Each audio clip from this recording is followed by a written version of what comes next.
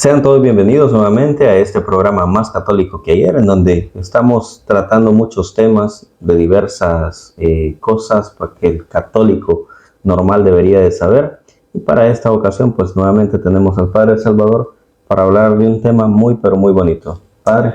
Muy buenas tardes y un feliz día para cada uno de aquellos hermanos, hermanas en nuestro país y fuera de nuestro país que procuran estar pendientes de estos videos que subimos en este canal Más Católico que Ayer.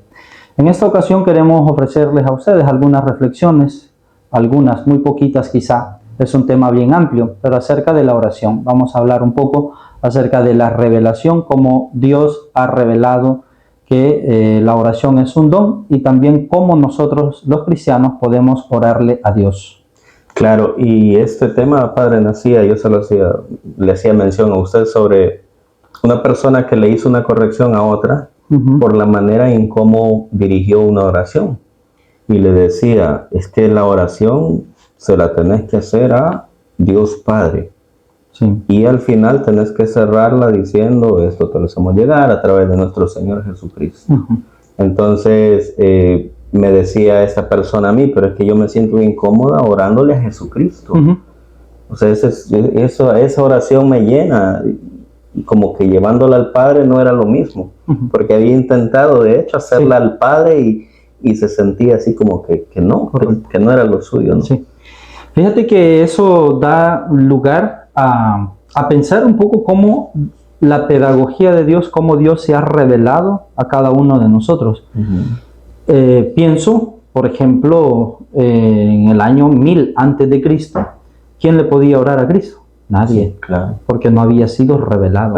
Existía una profecía de un Mesías, no sabían ni dónde iba a nacer, cómo iba a salvar el mundo, ni su naturaleza, ni nada. Entonces, digámoslo así, que Dios, en su pedagogía, en su manera de tratar a la humanidad, primero Él se revela como un padre. Naturalmente, claro. Un israelita, un judío, antes de Jesucristo, solamente podía dirigirse a Dios como padre.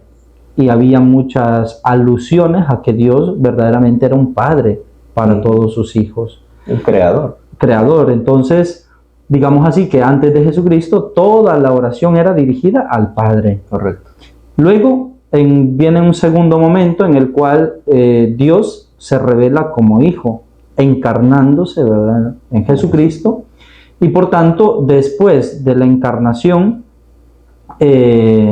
naturalmente quienes se adhieren a Jesucristo como discípulos suyos, comienzan también y hemos comenzado a dirigirnos a Jesucristo, una oración. ¿Por qué? Porque Él es verdadero Dios. Claro. Entonces, naturalmente, toda nuestra oración, la oración cristiana, es dirigida a Dios Padre, a Dios Hijo.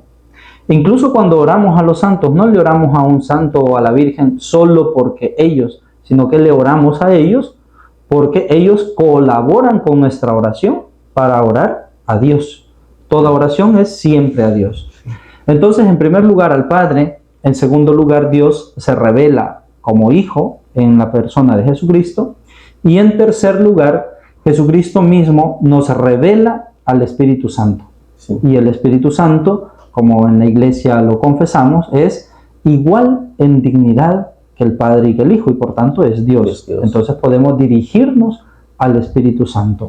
Entonces, aquí lo que hay, creo yo, es para una persona como esta que te hizo ese comentario, que toda oración siempre tiene que ir dirigida al Padre, realmente Dios se ha revelado como Padre, como Hijo, como Espíritu Santo, y podemos dirigirnos a cualquiera de estas personas que nos dirijamos, pues la oración es válida. Es válida si te diriges al Padre, al Hijo o al Espíritu Santo. Naturalmente, en Dios no nos cabe pensar que hay celos o rivalidad porque un cristiano le ore más a uno o a otro. Ni que hay una limitante, porque este es el Padre, tiene más poder, este es el Hijo, tiene menos. O sea, estamos hablando de un solo Dios. Sí. En tres divinas personas. Correcto.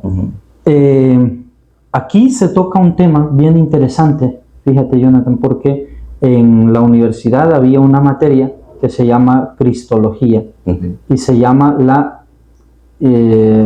comunicación intratrinitaria. Eso, la comunicación no se refiere a la comunicación como nosotros la entendemos ahora, sino que se refiere a la unidad de naturalezas, a la unidad que hay entre el Padre y el Hijo. ¿Qué quiere decir eso? Que nosotros nos podemos dirigir a Dios Padre. Por lógica, nadie es padre si no tiene un hijo. Entonces, ¿qué quiere decir? Que cuando yo me dirijo a Dios Padre, también está presente el Hijo y el Espíritu Santo.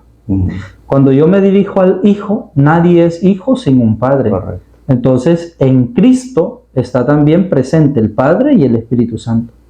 Y el Espíritu Santo es el amor que se profesa el Padre y el Hijo, de tal manera que cuando yo hago la invocación al Espíritu Santo, ven Espíritu Santo, llena los corazones de tus fieles, en el fondo estoy implorando al Padre y al Hijo para que envíen su gracia, su Espíritu sobre mi persona.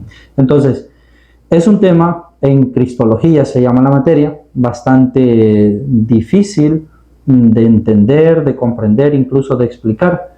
Y es difícil porque es un misterio. Sí. Le ponemos palabras, pero nuestras palabras son limitadas. Correcto. Pero creo que lo que te he dicho, creo que vale para que cualquier cristiano, cualquier persona pueda entender que orarle al Padre, al Hijo o al Espíritu Santo es válido y no hay ningún problema. No habría conflicto. No habría conflicto. Yo creo que esto viene porque muchos cristianos evangélicos, por decirlo de esa manera, ven como Jesucristo daba el ejemplo de oración, ¿no? Pero Sí. pues yo le decía a esta persona, pero es que ¿cómo Jesucristo se iba a orar a sí mismo? Él tenía que orarle al Padre. Sí. Él enseñó a orarle al Padre porque en ese momento pues él estaba acá y era Sí. a lo único, como usted comenzó diciendo, se le oraba al Padre. Sin embargo, Jonathan, fíjate que hay en los evangelios hay una revelación de Jesucristo mismo, que Él nos dice que podemos orarle a Él. Todo lo que pidan al Padre en mi nombre, se lo concederá. Correcto. Por ejemplo, esas palabras del Señor son muy claras en ese sentido, ¿verdad? Luego hay otro episodio en los evangelios que también vienen a abonar esta idea de orarle a Jesús. En la boda de Caná, cuando la Virgen María dice, hagan lo que Él les diga. Es decir, pídanle o hablen con Él a ver qué es lo que Va a Él solucionar. y se refiere al Hijo, Sí. a Jesús. Ahora, y hay en las Sagradas Escrituras que nos enseña a orar al Espíritu Santo. Sí, porque fíjate que San Pablo dice que nadie puede llamar a Dios Padre si no es movido por el Espíritu Santo. Automáticamente. Sí, entonces es el Espíritu Santo el que nos mueve a orar. El Espíritu Santo está. Luego, naturalmente, orarle al Espíritu Santo. En el Evangelio, hace un par de días, leíamos que el Señor decía que Él los guiará hasta la verdad plena. Ese guiar quiere decir ayudar a un cristiano en su camino de santificación. Entonces yo puedo invocar al Espíritu Santo para que Él me ayude a mí a avanzar en mi vida cristiana. Y que igual nos iba a acompañar Sí. hasta el final de nuestras vidas. Así Espíritu es. Santo. Interesante saber esto, Padre, porque creo yo que a veces se genera como esa confusión, ¿no? Sí. En cierta ocasión estábamos en un evento católico y de igual manera una persona me hacía esa crítica, fíjate que noto que solo le oran a Jesús y el Padre qué. Y entonces siempre llegando a la misma conclusión esta, ¿no? De que ahora lo comprendemos que podemos orar a Jesús, podemos orar a Dios Padre, a Yahvé, o podemos orar al Espíritu Santo, y es el mismo sentido de la comunicación que tenemos por la intercomunicación entre las tres divinas personas. Correcto. Fíjate, hay un detalle muy precioso. No sé si te voy a agarrar un poco en curva, pero ¿cuál crees tú que es la oración más grande y poderosa dirigida al Padre? El Padre Nuestro. No. Pues sí me agarró en curva. Sí. Es la misa. Oh. Porque la misa es todo el sacrificio de Cristo ofrecido al Padre. Entonces, la oración de la misa desde el principio hasta el final, por decirlo así, es una única oración, la Santa Misa, y toda la misa es una oración a Dios Padre, no es una oración al Hijo, porque en la misa es el Hijo el que se está ofreciendo, es el Hijo el que está hablando con Dios, es el Hijo el que nos instruye a nosotros, y Cristo se ofrece al Padre. Esta oración, Padre, después de las ofrendas, la que te digo que me ha costado aprendérmela y de hecho todavía no me la puedo, ¿cómo comienza? Dice el sacerdote: oren, hermanos, para que este sacrificio mío y de ustedes sea agradable a Dios Padre lo que respondemos es: el Señor reciba de tus manos este sacrificio para alabanza y gloria de su nombre, para nuestro bien y el de toda su santa iglesia. Esa oración es al Padre. Correcto. Y la oración, digámoslo así, ¿verdad? Si alguien dijera, bueno, ahorita yo he dicho que la misa entera es una única oración, pero tiene partes. Correcto. Incluso el Padre Nuestro está dentro. Por supuesto. Entonces, digámosle así, si esto es la misa, una oración, tiene una parte que podemos decir oración colecta, otra oración podrían ser las lecturas, otra oración la oración sobre las ofrendas, o la institución de la Eucaristía, las palabras de consagración, y la oración del Padre Nuestro, la oración después de comunión, etcétera, y la bendición final. Son partes de la misma oración. Correcto. A propósito, Jonathan, yo me he saltado en esta, por decirlo así, la oración más importante de la misa. Por Cristo, con Él y en Él. A ti, Dios Padre omnipotente, en la unidad del Espíritu Santo. Todo honor y gloria por los siglos de los siglos. Amén. Entonces, esa oración se llama doxología. Entonces, lo digo porque si ponemos así, ¿verdad? Está la misa acá y la misa tiene partes, las oraciones en partes. Digámoslo así, que la oración más excelsa, más importante va a ser esa, que se llama doxología. Una oración perfecta, muy bonita, y es una oración dirigida al Padre. Por Cristo, con Él y en Él. A ti, Dios Padre omnipotente. Entonces, la misa es la oración más grande dirigida al Padre. Correcto. Ok. Híjole, sí me agarró en curva con eso porque yo creí que íbamos a hablar del Padre Nuestro. Del Padre Nuestro. Básicamente, pues es cómo Jesús nos enseña a orar. Sí. Lo que ocurre es que la oración del Padre Nuestro, digámoslo así, es una oración que eso casi llevaría un tema aparte, porque es la oración con la cual Cristo nos instruye y nos dice cómo orar. Pero incluye muchos elementos, ¿verdad? De hecho, hay 7 peticiones en el Padre Nuestro. Podría ser un podcast que podríamos hacer sobre el Padre Nuestro únicamente, ¿no? Pero sí, o sea, quiero decir que la oración del Padre Nuestro igualmente es una oración bien importante dirigida al Padre.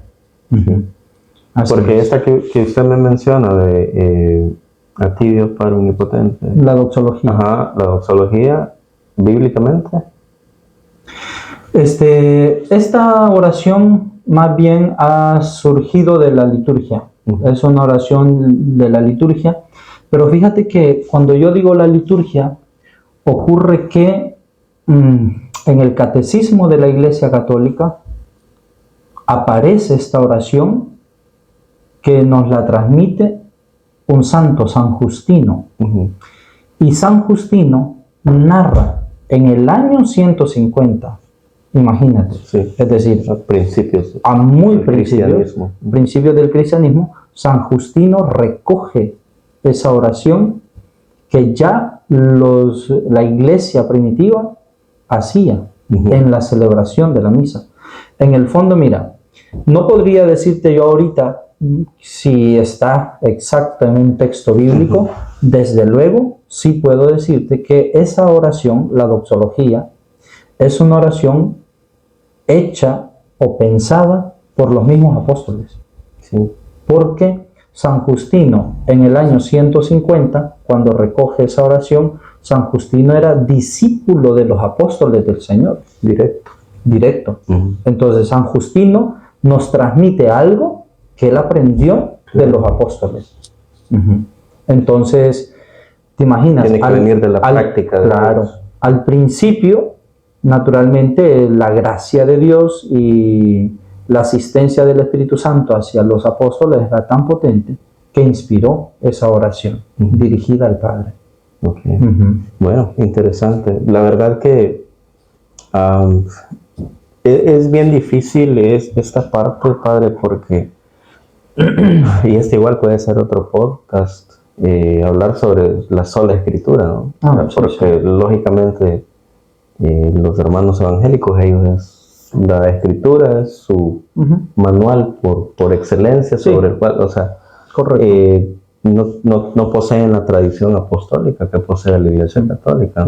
Y entonces ellos, si no está en la Biblia, no existe, no lo creen. Correcto. Sí, pero en cambio he visto que utilizan mucho a los padres de la Iglesia para rebatir a la Iglesia Católica. Entonces, bueno, y son solo escritura que, pero podemos hablar sobre eso. Correcto.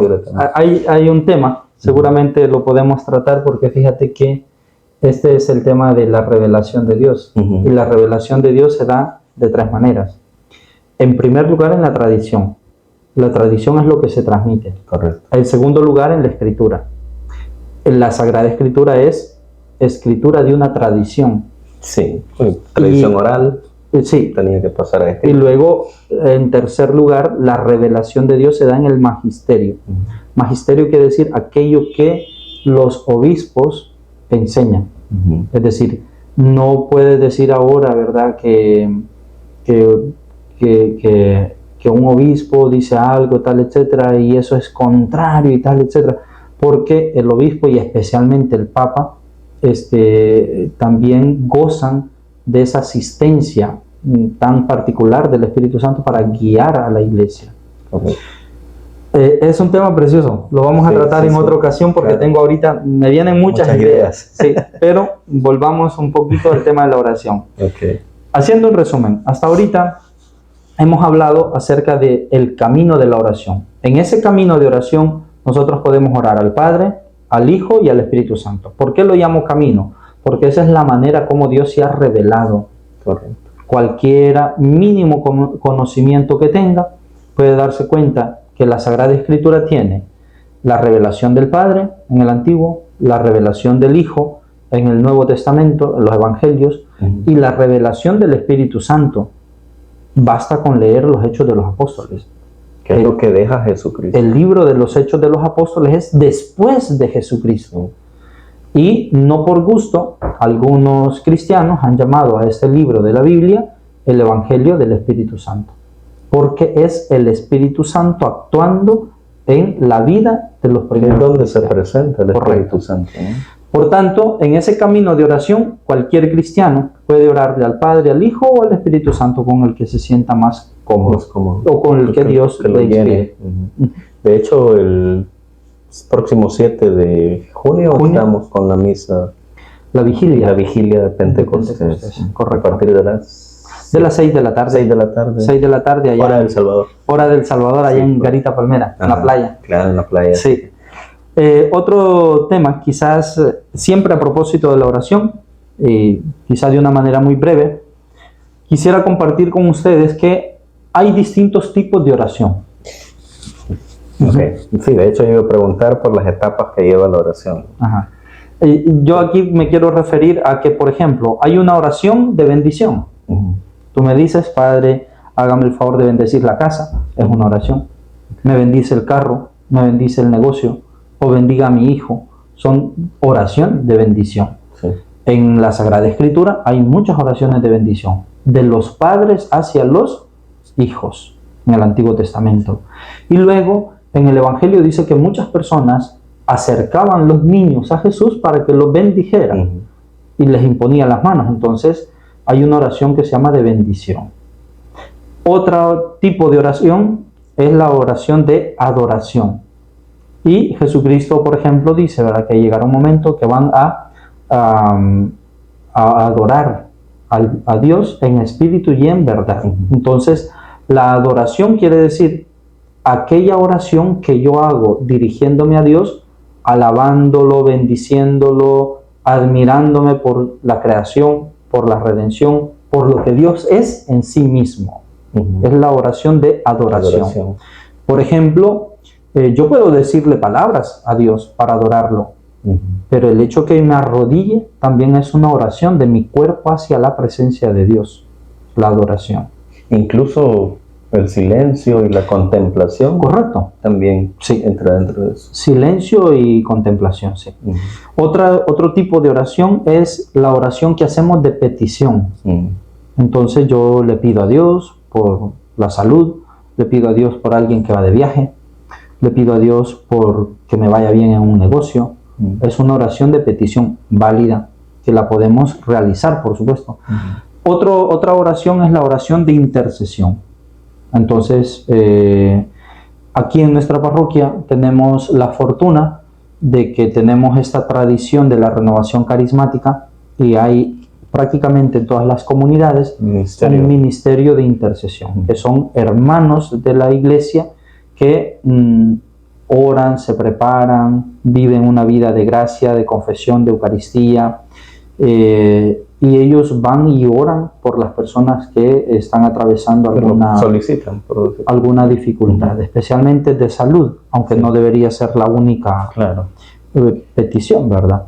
Está también la oración de acción de gracias. Esta también la usamos mucho. Muchas personas nos piden una misa, acción de gracias por haber llegado bien a los Estados Unidos, porque salieron bien de una operación, porque salió bien de un parto alguna muchacha, alguna persona. La oración de acción de gracias a Dios por un cumpleaños, por la vida. Entonces, oración de acción de gracias. Y por último, está también la oración de alabanza.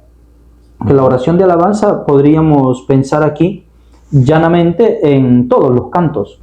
Cuando tú cantas, cuando tú tocas, cuando tú te diriges a Dios de esa manera, estás orando.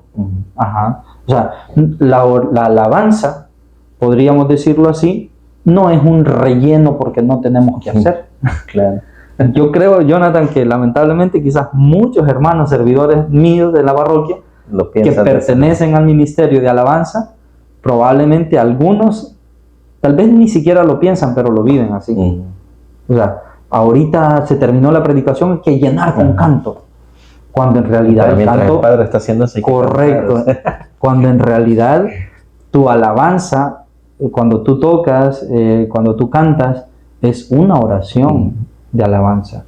Entonces, y alabar a Dios, bendecirlo por sus maravillas, etc. Entonces, estos son, por compartir con ustedes, los dos temas de ahora, a propósito de la oración. Naturalmente, hemos dicho dos cosas, el camino de la oración y los tipos de oración, pero es mucho más amplio este tema. Sí, y bueno, yo lo había pensado como más en un X tipo de oración, las partes que lleva ella misma, ¿no? Porque normalmente, digamos, cuando uno comienza a hacer una oración, como que se salta diferentes, el inicio, digamos, y se va al final, que es la petición.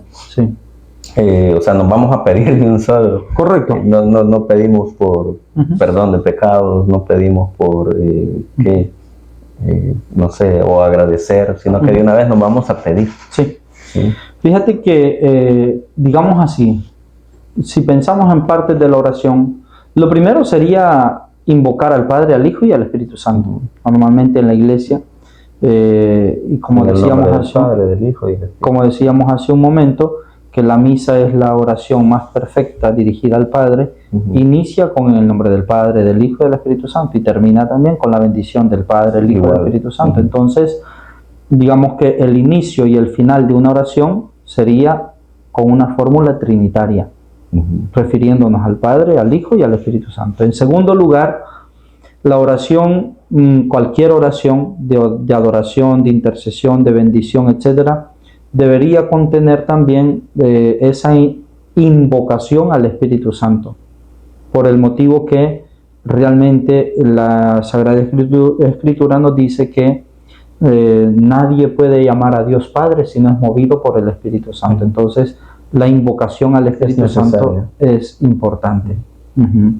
Luego, en tercer lugar, una parte de la oración debería estar animada inspirada por la Sagrada Escritura, ¿verdad? Entonces, cuando yo voy a orar donde un enfermo, y esto me gusta mucho del ministerio de intercesión, porque ellos llegan en el nombre del Padre, del Hijo y del Espíritu Santo, nos reunimos para orar por el hermanito, la hermanita, etcétera, y normalmente los hermanos agarran un texto bíblico adecuado, apropiado, pensado antes, ¿verdad? Sí. No es que vamos a llegar allí a ver qué dice la Biblia, sino que previamente se piensa, inspirado por el Espíritu Santo, y ya luego, si es oportuno, una mínima reflexión sobre ese pasaje bíblico, y luego la oración. Y luego una oración espontánea. Sí. Puede ser en voz alta, sí, o en voz baja, o incluso una oración mental, ¿verdad? Y al final, pues darle gracias a Dios por esa oración. Y concluir, como te dije antes, en el nombre del Padre, del Hijo y del Espíritu correcto, Santo. con una fórmula trinitaria. Entonces, esos son como, por decirlo así, grosso modo, los elementos que deberían de contener una oración. Si tú te das cuenta, estoy hablando de una estructura inspirada en la misa. Es una misa chiquita. Sí. Y los sacramentos son oraciones. Si yo celebro el bautismo fuera de la misa, la confirmación fuera de la misa, cualquier sacramento fuera de la misa, tiene esa estructura. O sea, la estructura que manda es la estructura de la Santa Misa. De hecho, usted tiene un libro de todos esos tipos de oraciones. Sí. Ya están como preestablecidas. Correcto. De una parte hay un librito que se llama Ritual de los Sacramentos, que es para los 7 sacramentos. Y por otra parte hay un libro que se llama Bendicional, que es oraciones de bendiciones. Allí que siguen esta estructura de lo cual usted me... Correcto. Sí, el bendicional, lo único que cambia son los temas. Sí. Bendición para personas, para objetos o para otras circunstancias, pero la estructura siempre respeta eso. La invocación trinitaria al principio y al final, la inspiración en la Sagrada Escritura. El Espíritu Santo. Y muchas veces también aparece allí, ¿verdad? Si es oportuno, una breve reflexión, homilía, etc. Y luego peticiones también. Entonces, cualquiera, si alguien se preguntaba cómo hago yo mi oración, pues piense cómo es la misa y haga algo similar. Padre, ¿es válido orar por un animal? Sí. De hecho, hay en el bendicional bendición de los animales. Sí. Entonces se puede orar por algún animalito que está sufriendo, ¿verdad? Y aquí no es la costumbre, pero en Europa es bastante habitual que hay una fiesta, me parece que en enero, que se bendicen los animales.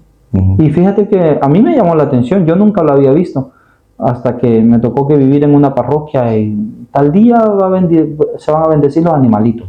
Y la gente llevaba su gato, su perrito, su periquito, sus animalitos, y el padre allí hacía la bendición de los animales. Sí. Entonces, y en el bendicional está prevista la oración de bendición por los animales o mascotas, una cosa así.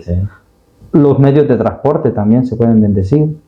El campo, ¿verdad? Para los cultivos también se puede bendecir. Cuando una persona se va de viaje, ya sea porque se va para otro país, emigra, o porque van también a evangelizar, todo ese tipo de bendiciones existen. Sí. Hay otra particular que es la oración de bendición, que esta no la piden. Yo en alguna ocasión he sido atrevido y la he ofrecido, pero no está todavía en nuestra conciencia, ¿verdad? La mujer antes y después del parto. Una mujer puede venir, mire padre, mañana o pasado mañana me voy al hospital, me da la bendición, ¿verdad? Está la bendición antes del parto, la bendición después del parto. ¿Nunca ha hecho usted la bendición de animales en una misa? Sí, allá en Europa me tocó que hacer bendición de animales. Aquí en la parroquia una vez. Una vez, sí. Era una situación bastante... Recuerdo yo que dijeron, yo dije, están locos. No, todavía no venía yo a la iglesia. Todavía no venía a la iglesia. No. Sí. Pero sí es válido. Es válido. La bendición. Y la iglesia, como te digo, recoge la bendición por los animalitos. Claro. Bueno, la próxima voy a traer los míos. Bueno, ha sido realmente edificante conversar sobre este tema porque es algo que nos compete, ¿no? Que lo hacemos día con día. Así es. Y al levantarnos, al acostarnos, en cualquier momento que tenemos una necesidad, pues tomamos ese momento para hacer una oración. Pero, pues, ¿a quién dirigirla? Ya lo escuchamos del Padre al inicio de la ponencia, así que, pues, ya lo saben ustedes. Cualquier duda, pregunta, lo pueden hacer ahí también en el chat. Así que no sé, algo más que agregar, Padre, para finalizar. Sí, pues yo creo que tú has dicho lo esencial. La oración debe estar siempre en nuestros labios, en cualquier momento, cualquier circunstancia, y el Señor Jesús en el Evangelio nos dice, oren sin cesar, oren constantemente. San Benito es famoso por una frase que tiene él, ora y trabaja, ora et labora. Y explicaba él que había que hacer oración, por ejemplo, irme al templo, orar, etcétera, pero que también el trabajo bien hecho, bien realizado, con puntualidad, con responsabilidad, también el trabajo es una oración. Entonces, por favor, no extrapolar, ¿verdad? Me voy a dedicar solo a estar de rodillas y me voy a dedicar solo a trabajar y ya el trabajo ya cumple la función de oración. Hay que entenderlo bien. Lo que San Benito quería decir era que ya sea que estés en oración en un templo de rodillas o estés en tu lugar de trabajo, que sean momentos de oración siempre. Bueno, ha sido un gusto entonces compartir con todos ustedes en esta ocasión y pues los esperamos. Ya más o menos tenemos la idea de los otros temas que vamos a tocar. Claro. Así que esperamos que estén ahí siempre pendientes con nosotros. Feliz noche entonces, bendiciones. Buen día para todos.